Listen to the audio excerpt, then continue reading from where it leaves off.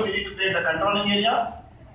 And in the second step, we need to go for the number ranges for controlling area. Number ranges for controlling area. And at the last, maintain version. So, what is the main purpose of this controlling area? In the sense of whatever the activities which was happening, in the department of the cost. That means whenever you want to take any transaction, the highest level of the transaction which was posted in the controlling is considered the controlling area. As we discussed in the starting, company code. It is the highest level of the organization which is responsible for all the financial activities, as like as controlling area. It was the highest level of the organization which is responsible for all the costing activities. So first of all, take the controlling area, and the second step include that the number ranges. What was the number ranges in the sense of? In FI, we are having a number of the document types.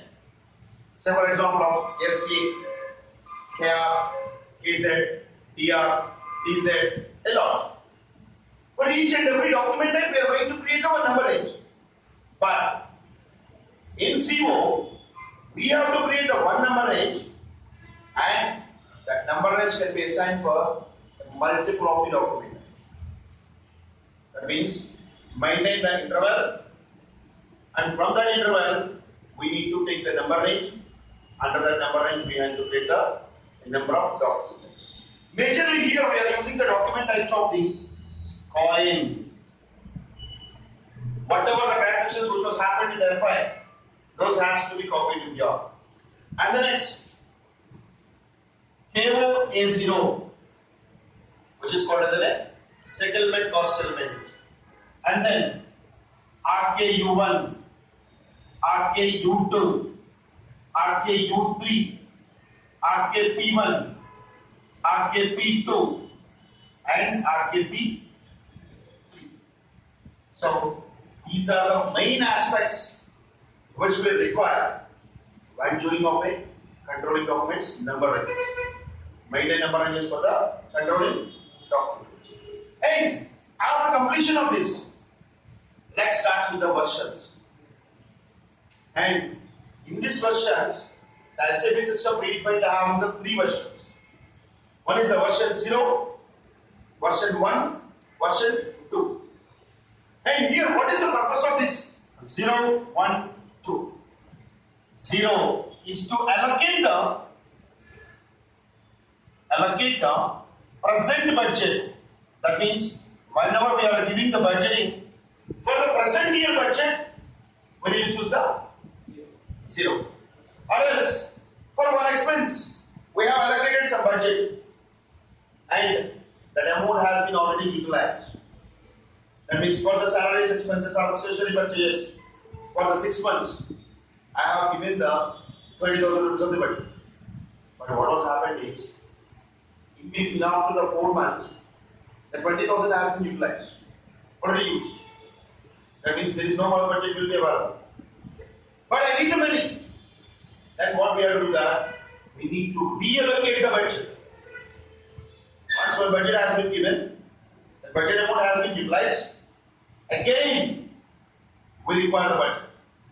That's budget maintained allocation will become by the 1, which it will be called as a re-budget. And once I have given some budget and I have made the re-budget, and even that budget also has been finished, again we have to go for the re-budget. Budget, re-budget, and re-budget. There are 3 versions will be available. Whenever in the initial steps which we are doing, first of all we have to work out with the 0, and the next we have to go for the 1, and the next we have to go for the 2. Re-budget. So whenever we are starting with the CO, first of all we need to finish off these 3 steps. So after completion of these three steps, The next concept, which is called as a cost element accounting. Cost element accounting. The problem is here. First of all, what is the cost element? So, whenever any expense has been generated and that expense can be done by through the one department wise. That means whatever the expenses has been generated or done, and those of the expenses has to be shown by the department wise and also has to be shown in the product cost sheet. Whatever the expenses will be there, which has been done by through the department wise and also has to be shown in the product cost sheet. Which those are the things which we are calling as a cost element. And on SAP, for creation of these are the cost elements, we have the three methods. For creation of the cost elements, we have the three methods. First one, direct method. And the second one, indirect method. And the third one, automatic creation of the cost element. Under the first method, which was called as the FS, so directly you can create one lecture and just click on the maintain cost element, RFI, automatically the lecture will become into the cost. In this cost element, it is asking about the cost element category. The cost element category which we have to use here, 1. What about the cost element category 1 in the sense of the cost element category 1 is called as primary cost element. Primary cost element. Like all the direct expenses,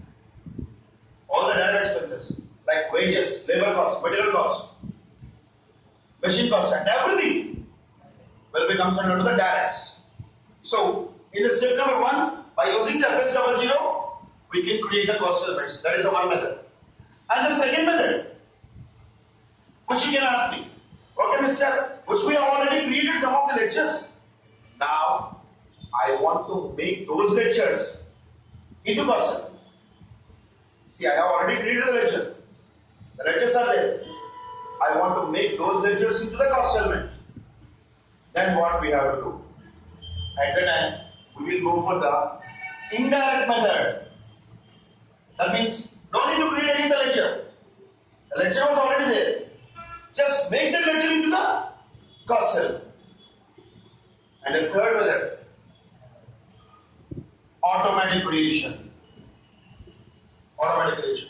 Whenever in the learning you people are practicing the controlling, just follow these steps. You can easily knock out the controlling, you can easily grab the controlling, and even you can fix for, I don't want the job in the FI, I want the job in the CO. You will get your mind like that. That much of the easy of the concept you will see. Automatic creation. I am not having a bulk of the lectures with me, not the 1 or 2. That means I am having the expense lectures from 1000 to 1100. A bunch of lectures are there. And I want to make all those bunch of lectures, any day as a cost element. That means whatever the lectures which we are having, just select those of the lectures and make them session. Just run the session. That's it. Automatically all the lectures will become as a cost element. So for creation of a cost element, how many ways of the cost elements we can create? 3 ways we can create the cost element. The first one, direct, and the second one, indirect, automatic. What is the difference in between of these 3? Direct, nothing is there. From the starting we need to create. It's called as direct. And the second one, the cost elements are already, the lectures are already existed. And I want to make them as a cost element. That is called as an indirect. And the last, I am having a bulk of lectures, bunch of the lectures. And I want to maintain all the bunch of the lectures into cost elements, then go for the automatic creation of the cost element. Right? This is the second step. And after completion of the creation of the cost elements, let us go for the cost element groups. Why? Because all the cost elements has been divided into the different variations of the classification. Here we have a number of different types of the cost element groups are there. As like as primary, secondary, and overheads. Let's take the wages, direct, all the direct material, direct wages, direct labor, and everything, which we can maintain as a primary. And the tax paid, cash discounts paid, rent paid, all these are considered to the second. And the overheads, we can create a machine down rate calculation, scrap of the material, wastage comes from the manufacturing. All these are considered to the overheads. That means whatever we have made a number of the cost elements, these three cost elements is represents to primary, and these are the secondary, and these are the overheads, as like as creation of a cost element groups. So here just make a review. Creation of a controlling area, maintain number ranges for the controlling area, right? And maintain version, creation of a cost element in the three ways, and creation of a cost element groups. Creation of a cost element groups. From there, after completion of the cost element groups, we need to start up with the cost center. The expenses are there, cost element. Which type of the expenses are there? Cost element groups. Now, where the cost has been occurred, in which department, that's what we are calling as a cost centers. And whenever creation of these cost centers, we need to give the who is the person responsible for that cost center, and what is the department it was, which type of the cost element category it was. We need to create everything. That means after completion of the cost element groups, we have to go for the creation of a cost center. Say for example, production 1, production 2, production 3, Hyderabad admin, Vizag admin, administration side, and as well as something admin. All those things are which are the departments which we are having is called as a cost center. At last, make the combination of all the cost centers into one cost center group. And this cost center group will be automatically comes as an whatever the hierarchy which we have given. With that name, automatically it will become as a cost center group. First thing, controlling area, number ranges, versions, cost elements, cost element groups, cost centers, cost center groups. This is the initial part of the control. Whenever we have done this, we will go for the next. Just follow these steps, that's it. Nothing else. And from here, next concept in the controlling which we have to discuss about the internal orders. In the internal orders, what is the main purpose of the internal orders is to maintain some of the expenses by period wise, or the monthly wise, or the semi-monthly wise, or whatever it was. Maintain the budgets for internal orders. Whatever the expenses which was happening, is that expenses is related to this particular department for this particular expense. And as well as this is not a fixed cost. It will be changes. Like I said, the marketing expenses or fuel expenses. Last month the fuel expenses for the vehicles is 2 lakhs. But this month it was increased by 3.5 lakhs. And in the previous month it was only 1 lakh. But it depends upon that amount whatever we have expense. Amount which we have expense, the cost of the product will be changed. That's why which we can call as an calculation of the ongoing cost of the product. Calculation of ongoing cost of the product. That means running cost, not a fixed cost. What is the ongoing cost of the product? For here, in the internal order, for creation of the internal order, the step number 1. First of all, create a cost center. Say for example, we have taken the expenses of something Telephone expenses. I am having the 5 offices. Office 1 telephone, Office 2 telephone, Office 3 telephone, Office 4 and Office 5 telephone. Right? We have created the 5 cost elements, and as well as we need to make all those together into one order. Step number 1, creation of a cost element. And the step number 2, what it was? Define order type. Define order type. In this order type, I have taken a multiple of the orders. Say for example of the telephone expenses, fuel expenses, and as well as maintenance expenses. These are the different types of the orders, not orders. Define order types. Define order types. And after completion of the order types, let's make the number ranges for orders.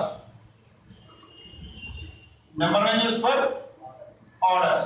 Let's have a look here. Which are taking the telephone expenses as which we discussed. But what I said that under the telephone expenses, I am having the 5 telephones. Even I can have the 10 telephones also. Even I can have the 15 also, 20 also, whatever it was. But we need to maintain for each and every telephone one number. For that we can create the number. Okay, what we can do? How many types of the order types will be there? We can create that much of the number ranges. The first one, order type, and the second one, number ranges. Cost elements creation for internal orders. Creation of an order type. Creation of a number ranges for the order type. And now, create an internal order. Create an internal order, which we have created the cost elements. But I need to maintain those of the cost elements into cost. Whatever the cost elements which we have maintained, I need to maintain as an internal order. That means I have taken the Hyderabad admin office telephone for that one order. Hyderabad client office for that another order. Hyderabad admin office for that another order. Order types, number ranges, orders. Define orders and individual orders. For each and every one, we have to create an individual orders. For creation, how to make the creation of an individual order. And after completion of the order, we want to post a transaction.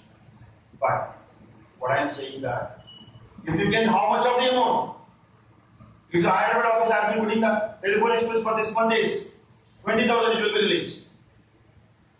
For the Mumbai office, it was at 45,000, it will be released. That means there is no settlement will be there. Whatever the expense has been generated, immediately that will be going to pay. This is what we can call as a statistical orders. Whenever the expense has been generated, immediately the expense has to be going to clear. One expense has been generated, one expense has been made the payment, which those we can call as a statistical order. For that, only 5 steps: creation of the cost elements and order types, number ranges, creation of order, posting of an order. Instead of this, in the general orders, we are having one more. That's what we are calling as a real orders. For this real order, what I am saying that in my company, whenever the telephone expenses has been generated throughout the world in my company, the telephone expenses has to be cleared by Mr. Nagendra. That means who is the person responsible for that telephone expenses is Nagendra. That means the manager is Nagendra. And Mr. Nagendra has to be maintained the payments to them for the telephone expenses. But the Nagendra is saying that instead of making the full and final settlement for each and every telephone, they want to make that expense by the parts ones. Initially, say for example, from the higher office, I made the expense of some 20,000. What is saying that instead of making the same 20,000 at a time, has been divided into the multiple parts. As like as totally up to 99 parts we can. Up to 99 parts we can, and those of the 99 parts also they can made by the 12 parts. 12 months. That means within the 12 periods, it has been settled by the Nagendra. And Nagendra is saying that from the business area of A for the 20,000, of the telephone expense, from the business area of the A, take the money of the 30%. From the business area of the B, collect the money of 30%.